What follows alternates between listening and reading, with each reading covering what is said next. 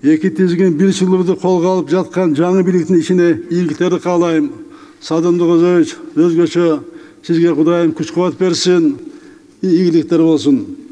Сооронбай Жээнбековдун мөөнөтүнөн мурда президенттик кызматын тапшырып кеткени коомчулукта кызуу талкуу жаратты. Кыргызда жыгылган адамды теппейт деген накыл кеп бар. Анын үстүнө Сооронбай Жээнбековдун коррупцияга малынып жеп ичкени боюнча так фактылар жок. Адамгерчиликти туу туткан адам катары көпчүлүктүн эсинде калыптыр. Маркум Чубак-Ажы Жалилов да өз кезегинде Сооронбай Жээнбеков президенттикке ат салышып жаткан мезгилде аны жакшы жагынан сүрөттөп, элди добуш берүүгө үндөгөн эле. 60-ка пайгамбар жашына келип олтурат. Адамдар 40-ка чыкканда аркасынан 1 тонна сөз элчип атканы барыбыз көрүп атабыз.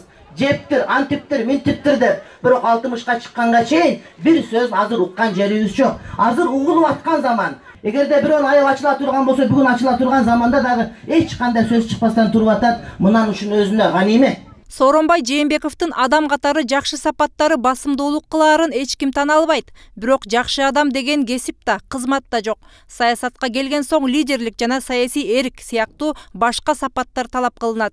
Сооронбай Жээнбеков сабырдуу болгону менен айрым жерлерде чечкинсиздик кылган жайы бар. Өлкөдө олуттуу кырдаалдар учурунда үн катпай, башын коңулга катып алган жайы бар эле. Анын үстүнө айланасына мыкты команда топтой албаганы чоң катачылык болгон дешет эксперттер. Саясий фигураны жакшы тараптарынан көрсөтүү өзгөчө кесипкөйлүктү талап кылат. Бирок негедир азыркы эми кеткен президент ошончо 3 жылдын ичинде жакшы команда, айрыкча ошол маалымат талаасында иш жүргүзө турган күжүрмөн ишкерлерди, кызматкерлерди таба алган жок. Мурдакы президенттен калган команда менен иштей берди. Жана алардын мурдакы президенттин абалын көрүп эле кийинки президент ойлонсо болмок да. Эмне үчүн ал кишилер ушундай абалга түштү? Эмнеге коомдо алар жөнүндө терс пикирлер көп? Мамлекет башчыга туура багыт берип, анын маалыматтык саясатын тескегендер да кесипкөйлүк жагынан кыйла аксап туруп алды. Маалымат каражаттарын өз жана жатка бөлүп жарып, тандалма мамиле кылды. Президентти коомчулуктан обочолонтуп салды. Эл менен бийликтин ортосунда пайда болгон ажырымдын кесепетинен коомчулукта бийликке ишенбөөчүлүк, жек көрүү күч алган. Президенттин маалымат катчысы эч бир жетекчиге жакшы жүз, жакшы репутация алып келе алган жок. Журналисттерди кодулап, аларды сорттоп, жакшы, жаманы биздики, бөлөк, мамлекеттик эмес деп. Чын-чынына келгенде азыркы дүйнөдө, заманбап дүйнөдө, медиа талаада мамлекеттик деген нерсе такыр калбаш керек. Кандай гана президент келбесин, кол чаап тосуп алып, туура эмес жолго салып, анга түртүп жиберип, андан соң кайрадан жаңы бийликке кошомат тартууга адистешкен команда президенттик аппаратты 30 жылга чукул убакыттан бери байырлап келе жатат. Мындай адамдарды алмаштырмайын, эски адаттар жоюлбасын коомчулук бөркүндөй көрүп турат. Андыктан люстрация жолу менен эски саясатчылардан тазалануу зарылдыгы айтылып келет. Мындай сунушту жаңы шайланган премьер-министр жана президенттин милдетин аткаруучу Садыр Жапаров да колдоорун билдирди. Туура люстрация болуш керек, аны жасайбыз. Сооронбай Жээнбеков бул кызматка досу Алмазбек Атамбаев аркылуу келген деп айтылат. Бирок ал президент болгондон кийин эки достун мамилеси кастыкка айланган. Атүгүл массалык башаламандык уюштургандан кийин атайын операция менен колго түшүрүлүп камакка алынган. Бул окуялардан кийин айрымдар Сооронбай Жээнбеков досун сатып кетти деп айыптап чыгышкан. Саткын деп аткан кондурушту мени. Саткын деп.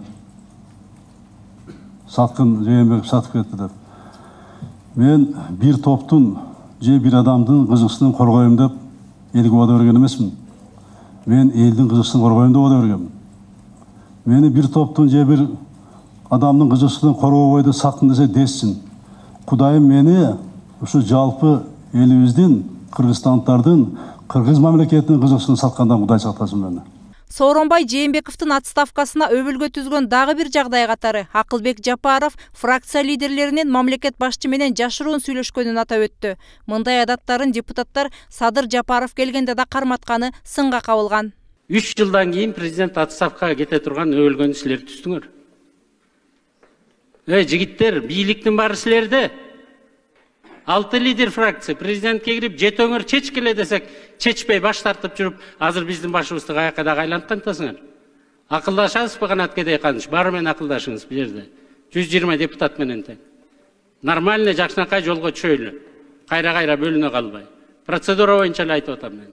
Бийликтин баары колуңарда турду. Ушул закон кантип өтөт? Ушул кантип премьер болот? Жок дегенде алтооңордон бирөөңөр барбайсыңар, премьер деп канча жолу айтты. Так урукпайсыңар да азыр дагы эшиктин ар жагына кире калайлы да Садыр Нуркожоевич менен акылдаша калайлы дейсиңер. Акылыңар тунук, эсиңер ордунда болгондо мындай революция болбойт болчу. Өлкөнү пандемия коркунучу каптап, бул илдетке алдын ала даярдык көрүү мүмкүнчүлүгү бар кезде баары көзөмөлдө деп жалган маалымат бергендин кесепетинен оор күч алып, 1,5 миңден ашуун адамдын өмүрүн алып кетти. Мындай маалда ачуу сындар президентке айтылды. Ошол маалда элге жасаган кайрылуусу боюнча YouTube'да терс пикирлер басымдуулук кылган. Бирок маалымат кызматы анын кайрылуусун кайрадан жүктөп, жакты деген функциясын жана комментарийлерин алып салганы да талкууга алынган. Biz dağı koronaviruska karşı kuröşü üçün orçundu сыноого туш келди. Шайлоо алдындагы үгүт иштеринде одоно мыйзам бузууларды, маалымат каражаттары, коомчулук көзгө сайып көрсөтүп жатса дагы, БШК төрайымы Нуржан Шайылдабекова көрмөксөн болуп туруп алды. Форма 2 менен 1,5 миллионго чукул адам катталып, бул шайлоо жыйынтыгына ишенбөөчүлүктү алдын ала жараткан. Добуш берүү күнү да купуялуулук сакталбай, жарандарды массалык ташып келүү, узун кезек күтүү сыяктуу кемчиликтер орун алды. Мындай одоно кемчиликтерге БШКнын көз жумуп коюшу, нааразылыктардын жаңы толкунун жараткан. Анын кесепети элдин аянтка чогулушу жана президенттин отставкасына алып келди. Миңдеген адамдар жараат алып, 19 жаштагы кырчындай жигит көз жумду. Бирок ушундай көрүнүштөргө алып келгендер эч нерсе болбогонсуп, креслолорун кучактап отурушат. Эл алдында ушул туңгуйукка алып келип койгон БШК күнөөлүү. Бизде ушул 3-чү колгалаң шайлоонун аркасы менен болуп атат. Анан эч бир жолу шайлоо комиссиялары жоопкерчиликке тартылган эмес. Азыркы учурда ошол прокуратура органдарынын конституциялык ыйгарым укуктары жөнүндө конституциялык мыйзам бар. Ошондо так жазылган. Башкы прокурор БШКнын жетекчилигине кылмыш ишин козгогонго укуктуу. Менин пикиримче, бул Боршайком курамын таркаш керек. Андан кийин ошол жетекчиликке кылмыш ишин козгоп, биз тарых үчүн, мына президент баш болуп, тарых үчүн тазаланалы деп жолду баштап берди. Бул чындыкта бул элдин талабы. Учурда эл да эскилерден тазаланууну талап кылып келет. Коомчулукту иренжиткен саясатчыларды бийликке жакындатпоо керек. Буга чейин паракорлук жол менен топтогон байлыктарын мамлекетке кайтаруу зарыл деген сунуштар айтылып жүрөт. Андыктан 7 канал жаңы долбоор ачып жатат. Кыргыз коомчулугу саясаттан кимдерди көргүсү келбейт? Бул боюнча сиздердин пикирди жана сунуштарды күтөбүз. Мээрим Ташыбекова, Талант Рысов, 7 канал, Жумалык.